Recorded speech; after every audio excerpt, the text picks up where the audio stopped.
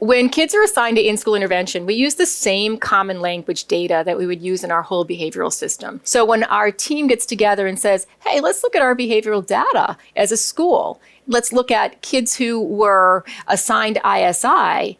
Were they kids who were transitioning most, in the hallways? One of the hardest things that elementary school kids have. Was it always on a Monday morning? Was it always on a Friday afternoon? That's really important data for us to start to make changes as an overall building. So let's say it's documented as disrespect, or it's documented as refusal, or a safety issue, or a disruption. And so that goes right into our whole systematic behavioral system in our building, so we can start to see who are my kind of frequent flyers, the 2 to 5% of my population that continues to run through the data system.